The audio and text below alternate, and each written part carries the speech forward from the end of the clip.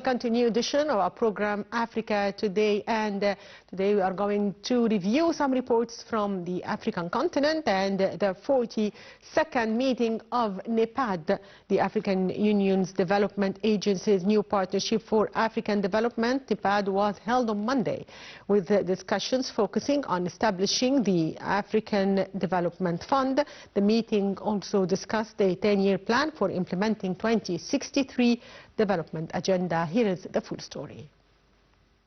Cairo chaired on Monday the 42nd session of Steering Committee of Heads of States and Government of the African Union Development Agency, NEPAD, via video conference. Officials said the meeting tackled NEPAD's activities during 2024, notably the study of establishing the African Development Fund, in addition to the 10-year plan for implementing the 2063 development agenda.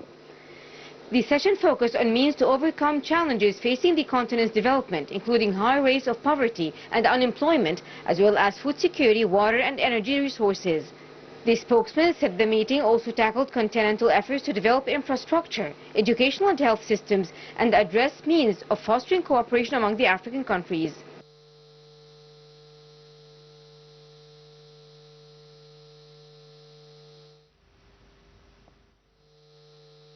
And the European Union vowed to support South Africa for its leadership of the Group of 20 after tensions with U.S. President Donald Trump. Trump froze U.S. aid to South Africa last week, citing a law in the country that he alleges allows land to be seized from white farmers despite Johannesburg's denials. Details follow.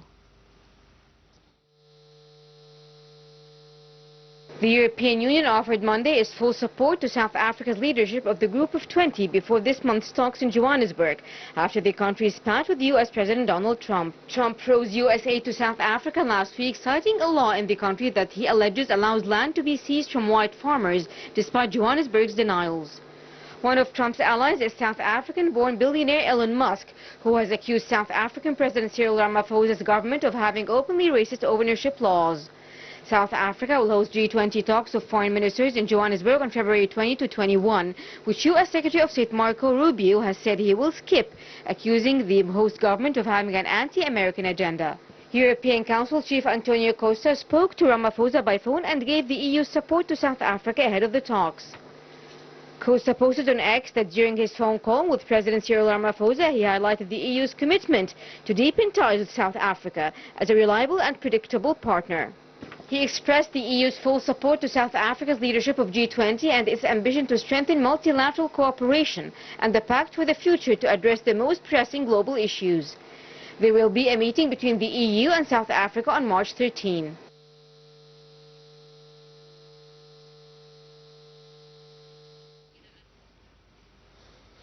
And still with our reports from the African continent, moving to Congo, where armed militants killed more than 35 civilians during an attack on a cluster of villages in Eastern Democratic Republic of Congo's Ituri province on Monday night.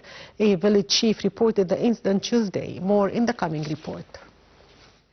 The head of the Jaba group of villages in Jugu territory, John Vianney, said Codeco militants carried out an attack which started around 8 p.m., summarily executing more than 35 civilians and setting houses on fire. Local civil society leader Julius Tsuba said 49 bodies had been counted so far on Tuesday morning and that the search was ongoing. Codeco is one of a group of militias fighting over land and resources in East Congo. It has been accused in the past by the United Nations of attacks against other communities, including Hema herders, that could constitute war crimes and crimes against humanity. The majority of residents in Jugu territory are Hema.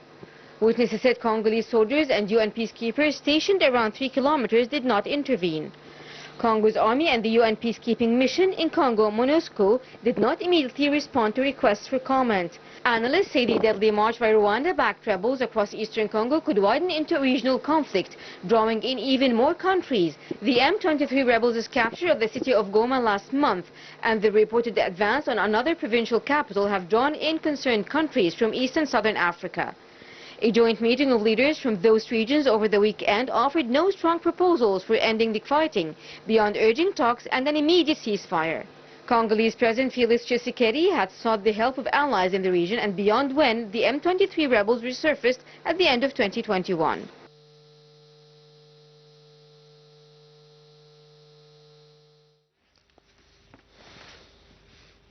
And now we are joined over the phone by Mr. Abdellatif Wahba. Is a journalist at the Cabinet. Good afternoon, sir. Good afternoon. So, sir, let's start by the NEPAD summit, as Cairo chaired the 42nd session of Steering Committee of Heads of States and Governments of the African Union Development Agency, the NEPAD, via video conference. How do you weigh the importance of holding the meeting at this critical time amid regional and international challenges? As you know that Egypt is encouraging all the development in the African continent, especially between the members of NEPAD. President Abdel Fattah el-Sisi, during his speech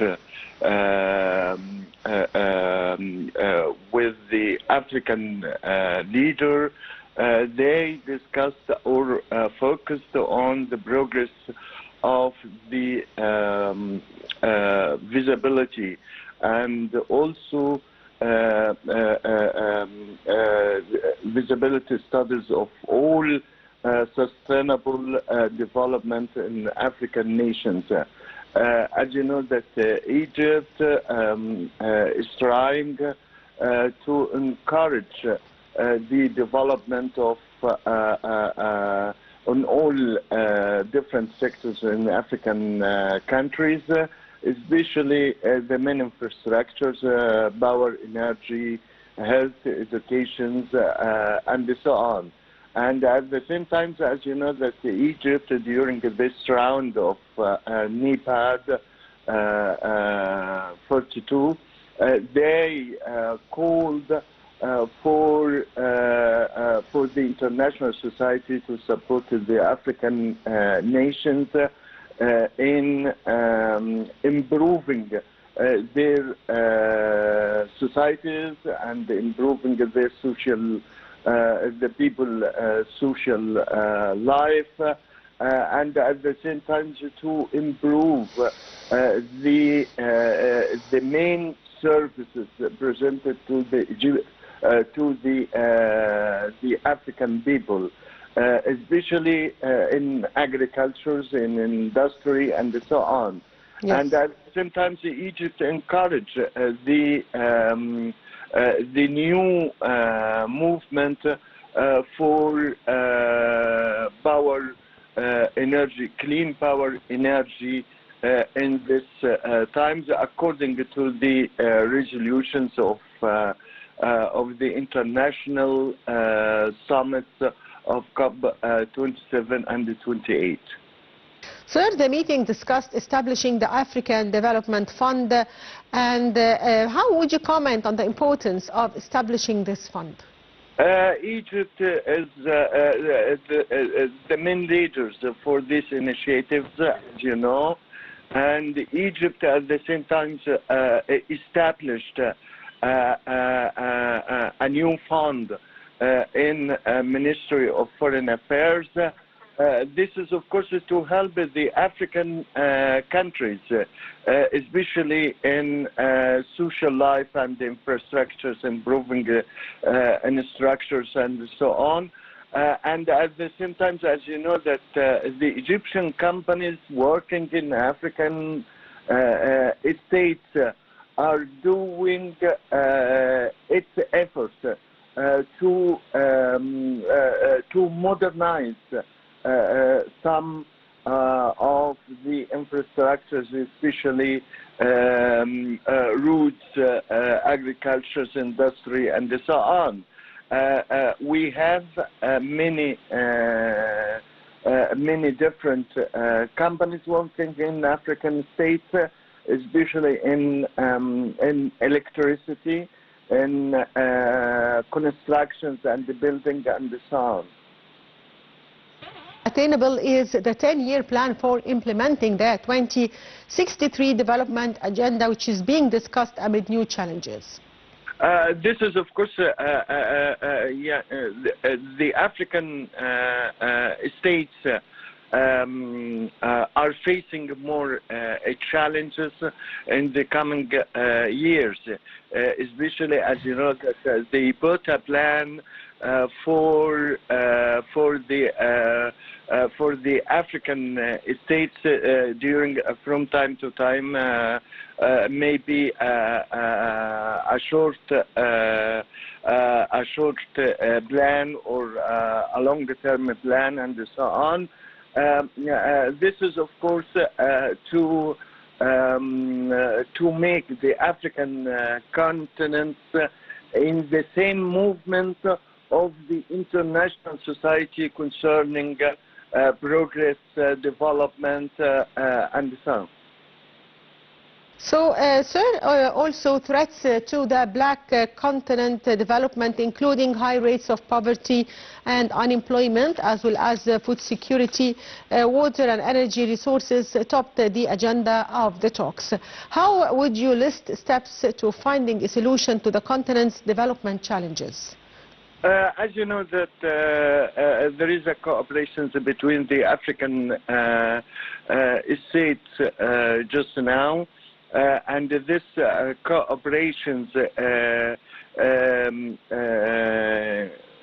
comes as a new way for the African states, instead of depending upon the foreign countries, especially as you know that we are trying, Egypt is trying to eliminate poverty in some countries and to modernize the agriculture sectors and so on.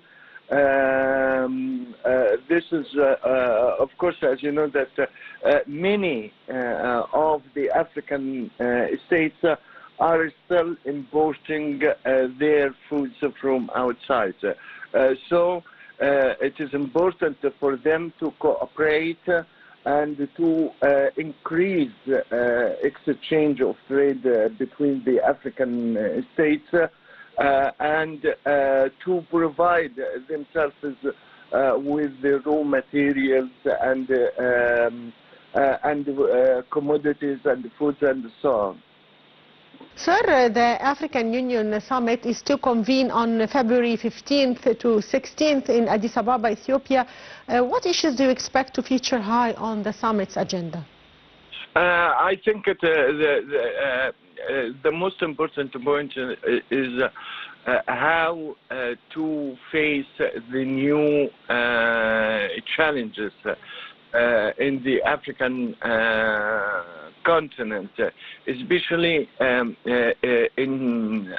some sectors, in agriculture and power, in health, education, and so on. This is, of course, the main pillars for development of the African states. And at the same time, you have to take into consideration that Egypt called for the international society and international organizations and institutions to help the African countries to develop their standard of life. Sir, also, what are your expectations for ties between the United States and Africa under the new administration? I think, as you know, that you see the war of trade since the new president came to power, Donald Trump. The superpowers are in a conflict, and they accelerated their customs of duties and taxes and so on between themselves. I think it is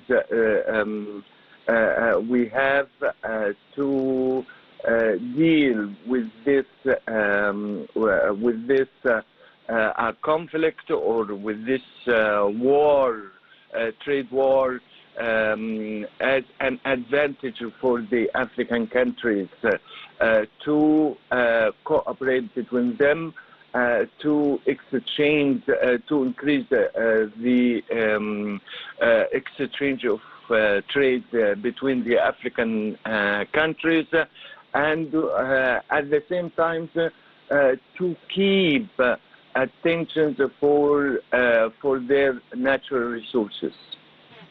Thank you, Mr. Abdellatif Wahba, a journalist at the Cabinet. Thank you, sir, for being with us. And by that, dear viewers, we come to the end of today's edition of our program, Africa Today. Thank you for watching.